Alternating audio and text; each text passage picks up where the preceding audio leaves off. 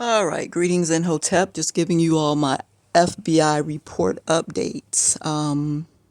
I guess I'm feeling like Dr. Martin Luther King at the beginning of the struggle to integrate the United States.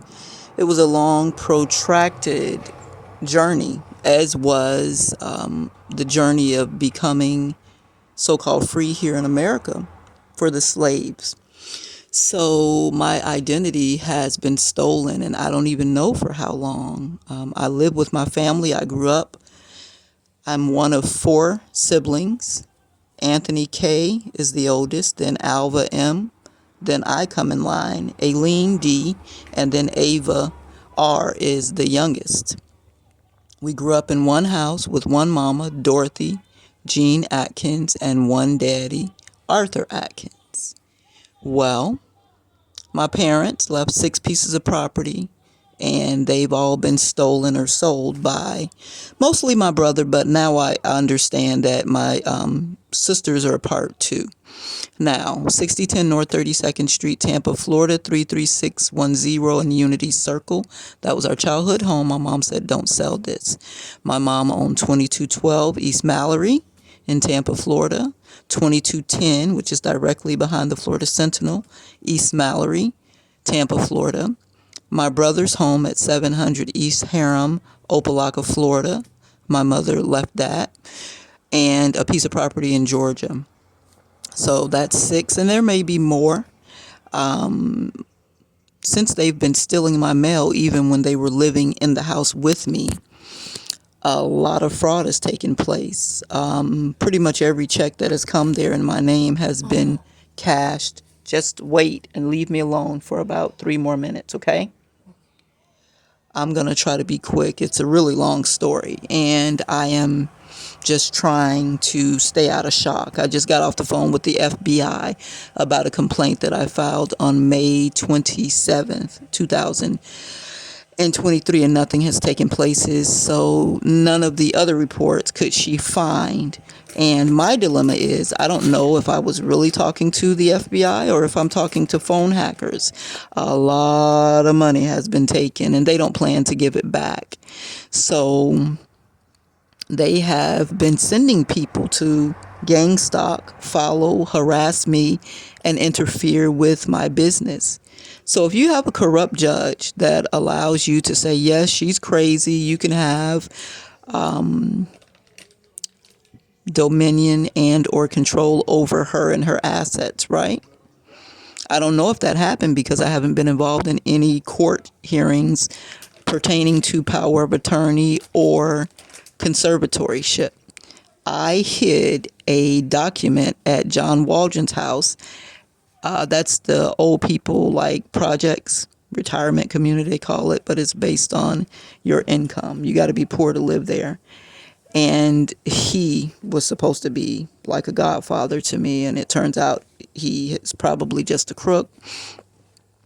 The document that I hid was notarized by Anna Clark. Well, that's her maiden name, but she married James. I don't know James's last name.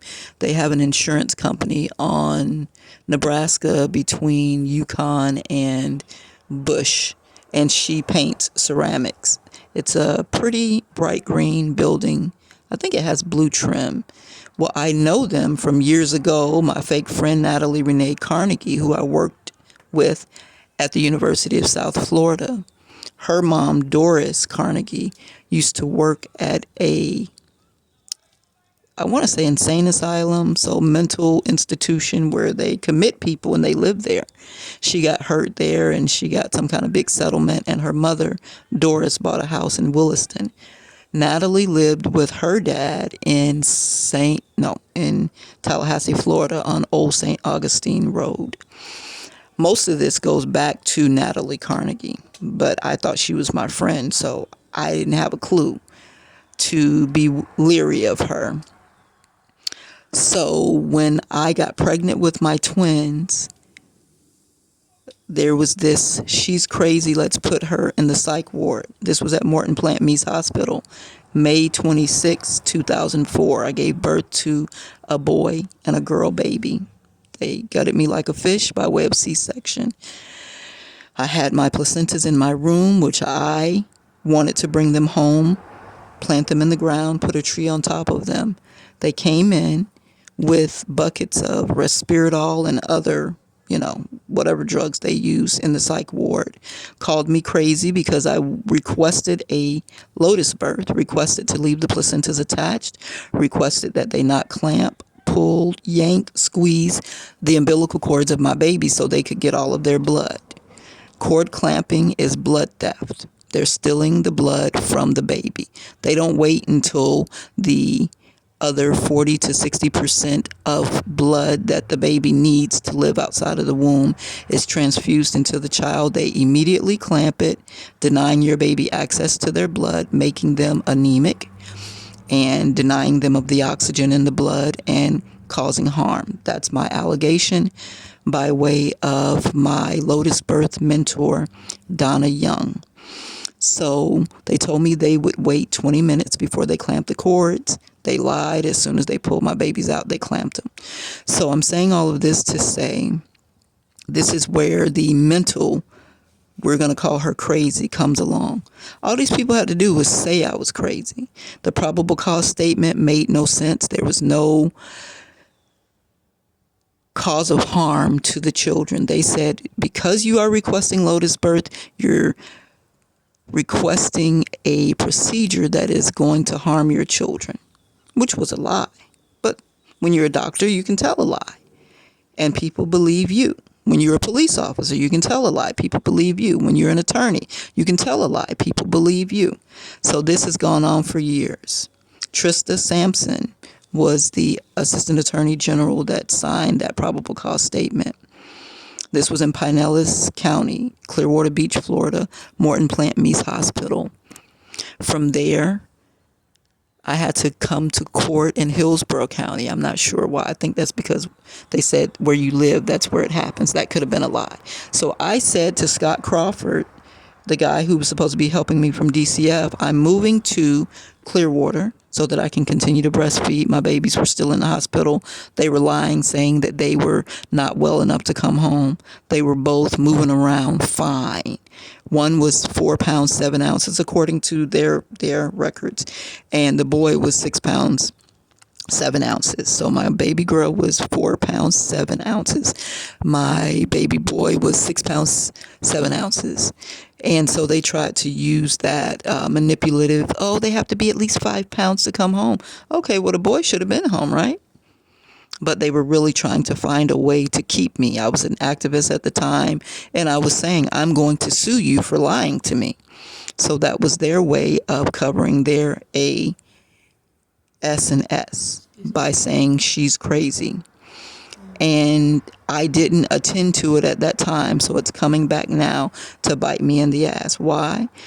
They're stealing my mail, they're stealing my money, and there may even be some legal form that says they have legal guardianship over me, but I don't have that due to an alleged false marriage where some person impersonated me, went to the courts and got married. Whoever that husband is signed away my rights to my inheritance. So, yeah, we have a space problem, so I'm going to have to get off my soapbox. So my meth head brother, who's a general contractor and a thief, if his records are not sealed, you can follow it back. He likes to beat on women and children. When you look at his record, if you unseal his record, he don't fight men. He only fight women and children. He's a thief, and he has friends in high places. He's one of those Omega Psi-Phis, and he's a deacon in somebody's church that might actually be a coven that comes together and does witchcraft against people. So because I'm talking about these things candidly, they're like, well, in order to keep our secrets, we got to say she crazy.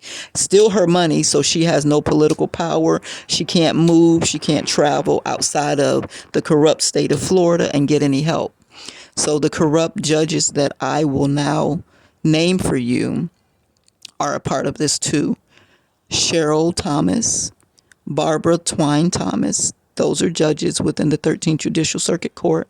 Chief Judge Ronald Ficorrotta. I've given him enough time to investigate and straighten things out. And allegedly, he's retired, and there's a new Chief Judge, Christopher Sabella.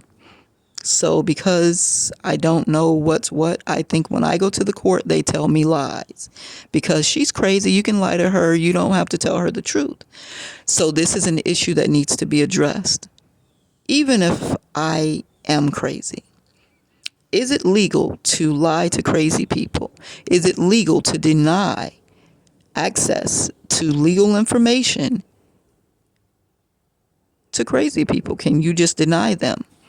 And I'm pretty sure the answer is no. So I just got off the phone with the FBI trying to follow up on some complaints. They found one complaint May 27th about mortgage fraud and illegal aliens living in our home at 6010 North 32nd Street. The illegal eviction took place June 2nd, 2022. It's on my YouTube feed. And the FBI agent said she can't tell me an operator number, she can't give me her name, and she's transferring me to an intake specialist. But of course, you know that never happened. You know that never happened, right? I listened to tarot readings, and according to the tarot readings, there's a couple of fraudulent or corrupt FBI agents that are in the mix. It's a lot of money. And they have an insurance policy, or they had an insurance policy on me. And they were allegedly going to send people to try to kill me. So I just saw one of the gang stalkers in the maroon Dodge Journey with really dark tinted windows. So I said, let me call the FBI and see if they followed up on my complaint about the gang stalkers. She couldn't find it. So I'm telling her, I plan to protect myself, and I want you to at least document that I called you. She's telling me to take pictures and write it down and take it to the police station. Well, as an activist, I have been abused by Tampa police several times. So I don't really feel like I'm going to get any justice taking it to the police. So Reality Speaks TV is coming back, and I will have to detail this myself. And just like Dr. Martin Luther King and people who had been through the same things or who were against what was happening took to the streets and made a difference, that's the only way we're going to make a difference. Because people can clone your phones, and you can think you're talking to the FBI agent. They can be documenting when they talked, picked up your phone call and pretended to be an agent. I don't even know if I talked to the FBI. You understand me? So I'm just documenting today that I called, talked to a lady, and she said she was transferring me to an intake specialist, which never happened. When I physically went to the FBI to report this back in 2021, I believe, the FBI agent on duty left the booth. So I don't know how many $100 bills they gave him to do that. Another person went in, closed the blinds, and told me I had to go to Jacksonville in order to file my complaint because they weren't taking complaints that day. And there's this black couple that follows me around when I'm going to do things. I think this black couple is either related to Donnie Dwayne Flowers, who catfished me, got my information, has a doppelganger, I am alleging, living under my name as me. There's a olive green Charger that follows me, and then the dark burgundy Journey. So the last time we were around cameras was by the 7-Eleven on Sheldon Road and West Hillsboro, where that Winn-Dixie is. We were leaving Winn-Dixie, and they are just trying to mentally play games with me and then say, oh, see that bitch crazy. She ain't seeing what she's seeing. The Creator, look in the sky. You see the sun? I see the sun right now. Clouds, the ground, moon at night, planets. Somebody did that. That energy is vindicating my name. I'm going to get my money back. So you all pray for me. Begging for 1 billion prayers. pray peace, prosperity, and protection over AleneDortheaAtkins. I'm not hard to spot. I have severe dental issues after I gave birth to my twins. As an RH negative woman, I refused Rogam and my teeth started crumbling and falling out. I don't know if that's why, but that's what happened. So I have one tooth in the top of my mouth. So anybody saying they're AleneDortheaAtkins, have them show you the top of their mouth. If they have more than one tooth, they're not me. I'm documenting this on October 13th, Friday the 13th, in the year of 2023. This is Tampa, Florida. I plan to protect myself. I'm going to protect me and my children. I might call the police. Well, I will call the police because that's a part of the protection. You call, and if they don't come, or if you have to protect yourself in between the time that they get there, then you should be covered. So, thank you. Hotep.